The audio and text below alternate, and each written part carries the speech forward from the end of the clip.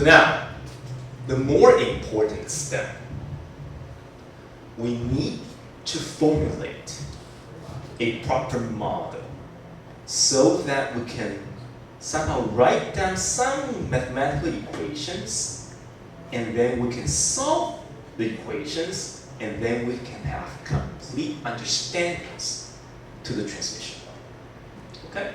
So, that's it. I'm giving you two wires that function as transmission line. So power can be delivered from the left to the right or from the right to the left. It doesn't matter. But the question is, where do we start? How can we start? It is just two lines.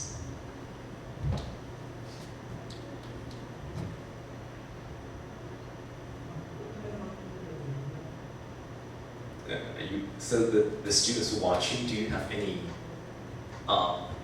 thoughts for how to start?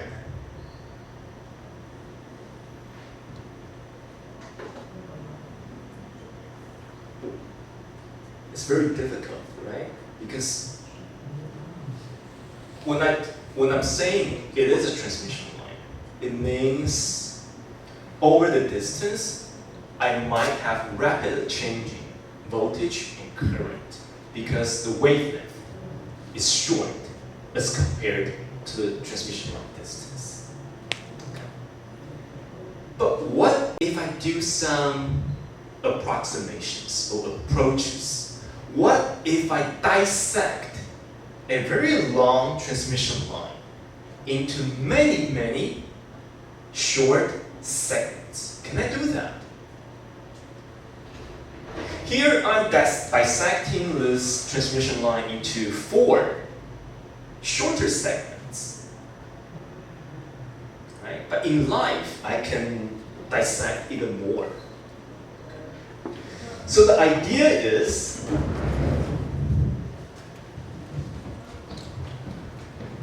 a very long transmission line is equivalent to a lot of shorter transmission lines, but concatenated, connected. Okay? So the idea is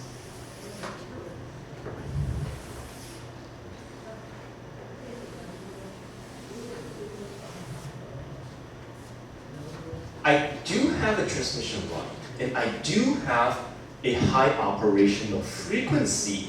So that means along the line, I expect to see rapid changes in my waveform, right, voltage or current. For that case, I don't know how to formulate the transmission line. But the idea is that transmission line would be the same if I divide them into a lot of shorter segments. So if I zoom up a certain segment, so this is delta Z, and now this is delta Z. In this very short segment, the waveform change is really not that big. Right? If I make my single segment even shorter, for example,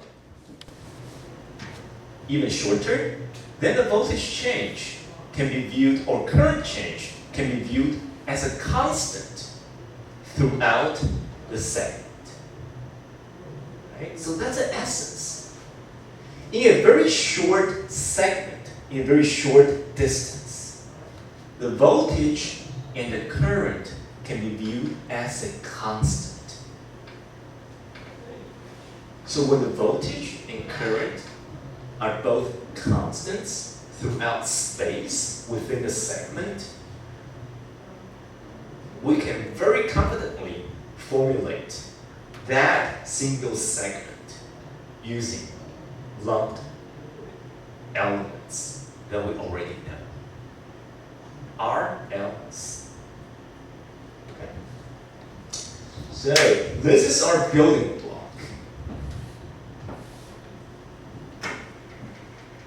So now our job is to find the equivalent circuitry model for that very short transmission line segment. If we can analyze this short segment, all we have to do is connect a lot of the same identical short segments to recover the full length of the transmission. So that's the idea. Are we clear up to now? Any question from the audience? No? Okay, so I suppose I'm a very good teacher in that case. You have no questions. Okay. Now the question is, okay, so we understand the principle, we understand the philosophy. How do we start?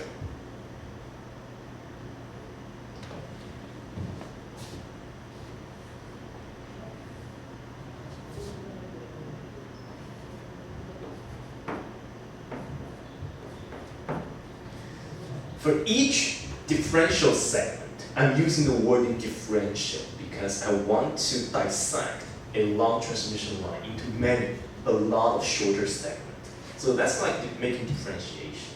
Right? So for each differential segment of length delta z, I can view the left part as my input, and somewhere I have my output. Right? So B prime, A, and A prime.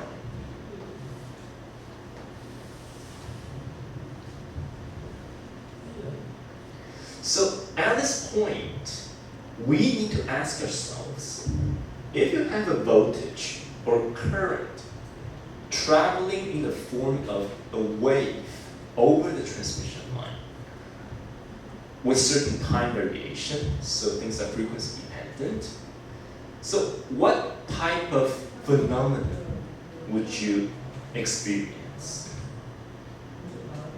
In other words, we need to properly distribute R, L, and C. That's all we know, right? In electric circuit, the entire semester, you probably only learned 3 different elements: resistor, inductor, and capacitor, and that's it. So somewhere, we need to insert those 3 different elements into the equivalent model, okay, to represent this very short segment.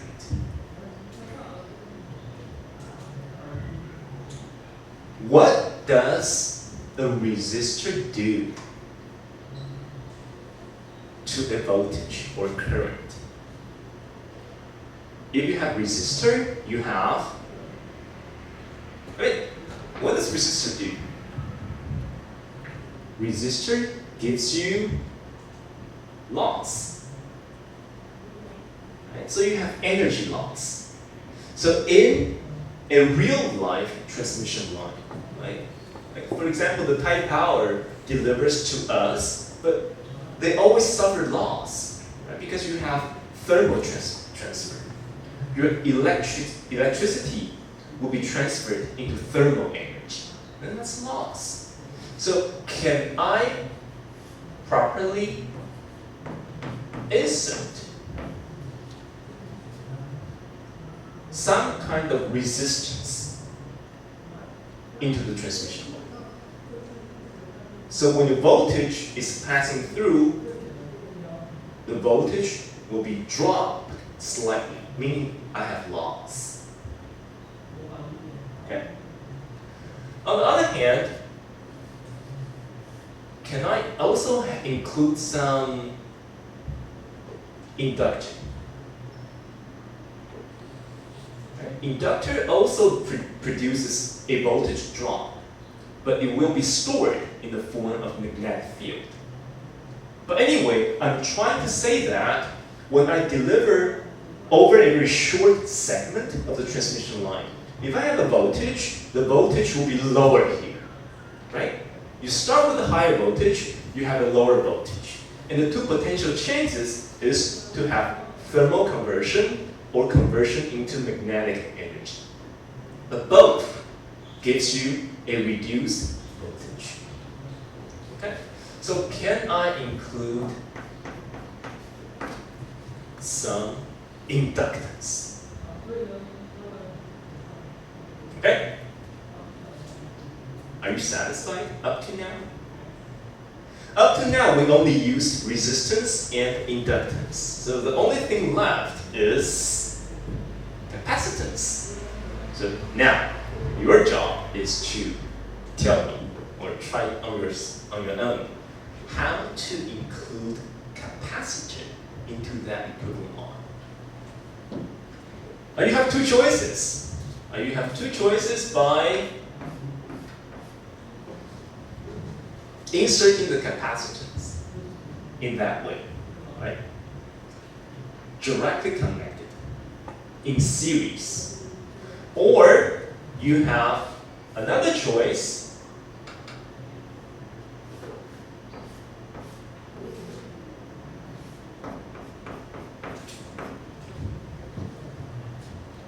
so the second choice is the connection of the capacitor is between the two metallic wires. So which one sounds more physical to you? This choice or this choice? Now we do have two students here, so what are your opinions? Do you like this one or this one? I'm a very nice teacher. Whenever I ask, I'm trying to provide the answer already. So the one I'm writing more in detail, that's correct. Okay? So let me erase this one. But now you have to think. You really have to think why resistors and inductors should be connected from port in to port out in series trimean. But the capacitor should be connected across the two wires in the form of parallel connection. Big deal.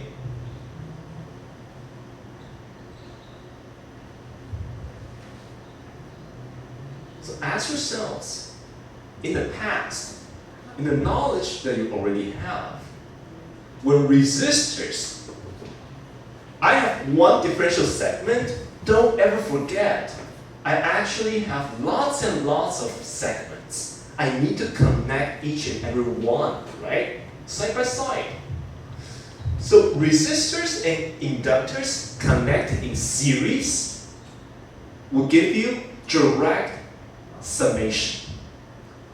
So if you have the equivalent model for a single differential segment having resistor and inductors in series, you add the second one, you add the third one, eventually you recover the full resistance and the full inductance. Because resistance and inductance adds up directly when connected in series. On the other hand, capacitance adds up directly when connected in parallel. Okay, so this is some background information you already have, but now it's really implemented in a real case. So up to now, are you satisfied? For generality, we need to also include something, well,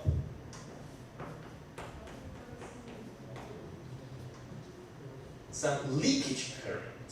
So this G is equivalent to R double prime over 1. Right? The inverse of the resistance is called conductance. It's viewed as a leakage current. Why am I including this term? Because although these two wires are acting like independent conductors, but sometimes current can leak through from one conductor to the other. Right? So if you can have current conducting, that's called leakage, 漏电流. And then correspondingly, you would have a conductance in that path. So this is the proper lump element circuitry for a differential length of the transmission. So now I can safely add the second one, a third one, right? To represent the real transmission line. But for each differential segment, they are looking like this. They have identical parameters. Okay. So this page is only for your reference. If you don't remember, in the time domain, V across a resistor is V equals IR. For an inductor, the voltage across the inductor, VL is L di dt. So you need to have time varying current to produce a voltage drop over the inductor, right? Voltage drop. So voltage drop. We have a frequency dependent or time dependent wave. So when it meets the resistor, you will have voltage drop, right? If you have a capacitor connecting between the two wires, you can have some kind of current drawing functionality, and that current is C dV dt. That's something you know already. But personally, I don't like to solve things in the time domain. So now you have differential equations. But as we talked about on Monday, if we use the phasor representation, we convert everything into the frequency domain. Derivatives become directly multiplication of j omega, right? Then you don't have differential equations anymore. You only have algebraic multiplication, adding, subtraction, that's it. Okay, so in the end, I want to use everything, if possible, in the frequency domain using phasor representation. Okay, so you're already home. After the class, try to familiarize yourselves with this transformation. All right, so on the right bottom blank space, that's a place for you to fill in this, the equivalent model using lumped elements. Okay, and here R prime, G prime, L prime, and C prime are the resistance per unit length. G prime, conductance per unit length, inductance per unit length, and capacitance per unit length. Because eventually we dissected the transmission line into many, many small segments. So here I need to have the total resistance divided by the whole length, and then times delta Z. Right? So the total resistance is the resistance per unit length times the length, the differential length. Okay? Is the model reasonable? That's the question, the big question you have to ask yourselves. Again, capacitors adds up.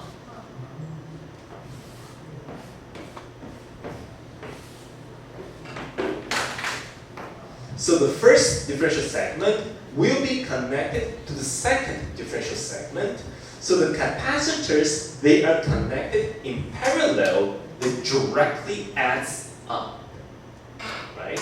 So if you connect 1,000 differential segments, eventually the C value all add up as you connect one by the other.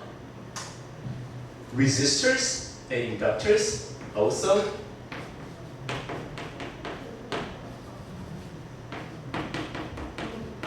add up in series. So this is the reason behind. The equivalent model, you need to have resistors and inductors connected in series, but capacitors connected in parallel. Okay. So if you have no questions, let's stop here today. But starting from next week, we will use the equivalent lumped element model, and we will be involving mathematical derivations. So as I said on Monday, this class requires your devotion. You need to preview the course material and review the material, right? So think about it. Even though we know the model, where do we start? How can we write down some mathematical formula?